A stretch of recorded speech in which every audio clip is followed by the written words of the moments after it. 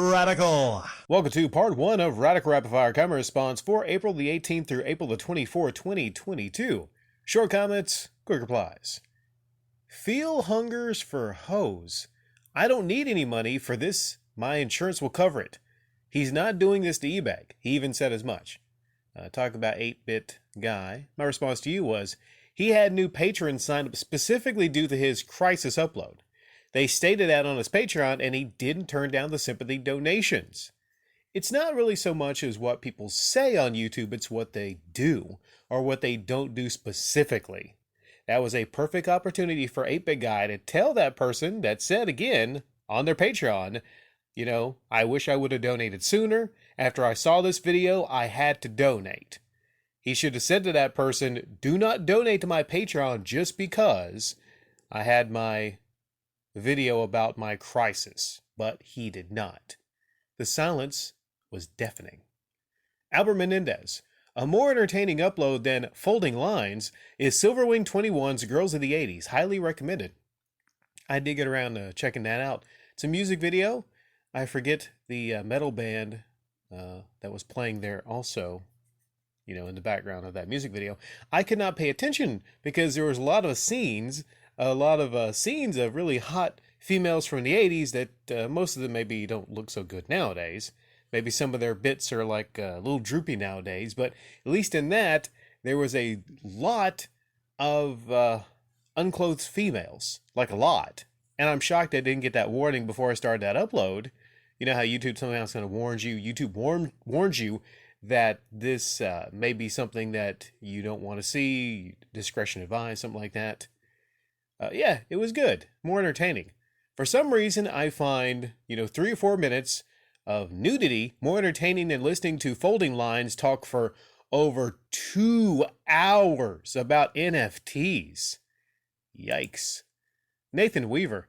I just watch videos on YouTube. I don't watch TV. Well, I guess if you're in a rush, in a hurry, I suppose you could do that, especially with the autoplay feature, whereas it goes instantly to something else. It's kind of a grab bag. You don't know what you're getting. Sometimes it's related.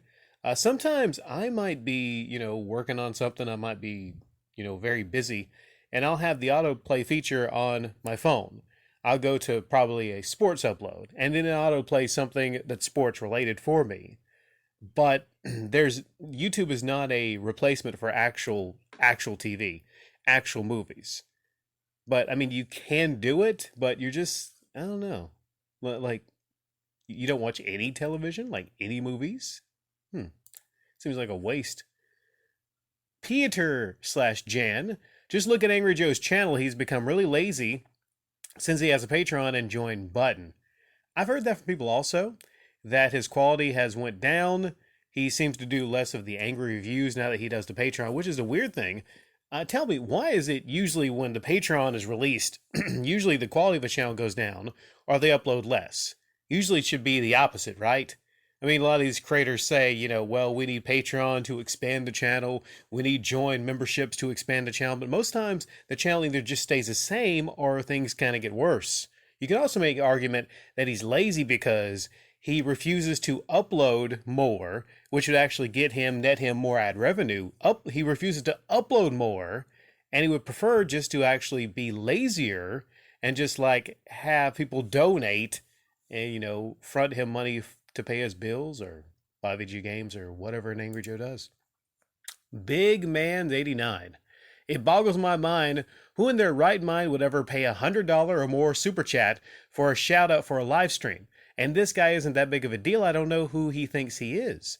Well, Solo Monster sounds off in some circles, sports, wrestling commentary. I would say he's maybe one of the better wrestling commentators. Or used to be, I don't know. Now these people tell me he is kind of like in the tank for AEW, and he's very just pro AEW, and so he's not objective about it versus WWE. I think that's what happens here is the money gets involved and it changes someone where they look at it and they say, oh, wait, people are giving me super chats to, dump on WWE. Oh, okay. So I can't be I'm not, that what I'm saying is the money, the donations will influence a channel to change. And then that takes away all your objectivity if you're supposedly a great wrestling reporter, commentator. But yeah, who would? Very simple. Very, very sad people that just want YouTubers' attention will give $100 donations. So that's why I don't take donations because, I mean, just to be honest, you don't know. You don't know. You don't know who's going to attempt to give you a $100 donation just to get recognized. It's also one reason I do these comment response shows. I don't want any donations to respond to and recognize people that come here. Rich Castro. His channel is so much better than this one. You should do a video on that. We'll talk about Happy Console Gamer. I can't debate that the video quality is better. Because, I mean, the only video series I have here is Show Off Saturdays, and usually it's very, low quality video. I can't debate that his gaming reviews are better. Again, because, it's not something that I focus on the channel. But there's no way in hell Happy Console Gamer is better than me at general commentary. So for people to come by and they'll say, this channel's better than yours, this channel's better than yours, I would stack up my playlist of commentary versus just about any single commentator channel. I'm not talking about maybe an outlet that has dozens of writers for their channel, but this is a one-man operation. And for one-man operations, and considering the time I spend on a channel, I would say it's one of the best.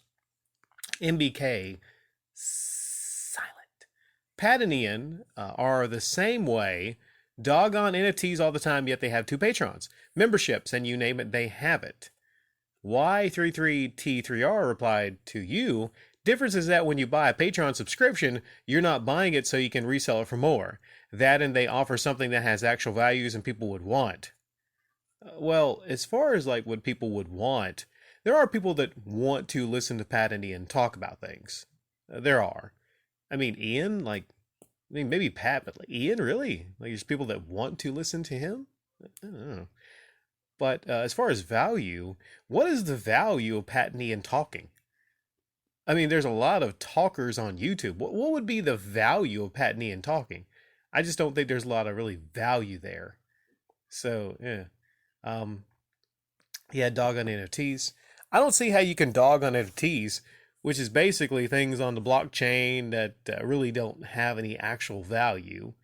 Not when you can actually click on a thumbnail or whatever. Same way with YouTube commentary. If you want to, you can actually save YouTube uploads. You can record them, and you can always go back and listen to them. So, I mean, what value does YouTube commentators and commentary have? Definitely not $100 shout outs like I stated before. Art Bell. It's in the looks and in the eyes, Rick. Stinks out. That's what's in the women's world. What happens in all situations. This was part of a longer comment, but I'll just speak on this. It is in the eyes. It is in the eyes. Sometimes people might ask me, friends might ask me, hey, how do I know if this girl likes me? One of the biggest questions, how to know if a girl likes you. It's actually not that hard. A lot of it is in the eyes. If a female gives you her undivided attention, I'm not talking about, you walk by, you say hello, and she won't even lift her eyes up from her phone and everything. If she looks at you dead on, eye to eye, gives you her undivided attention, and you notice even her pupils are dilating, if you notice she's doing little things trying to fix her hair and whatnot, there's little signals that women will give off if they like you. Sometimes it's just blatantly obvious. The more a woman likes you, the more obvious she will make it to you. But one constant, if a female likes you, Art, she will just stare into your soul. And she cannot look away. Sometimes, women, if they like you, that's one of the easiest things to read in the world.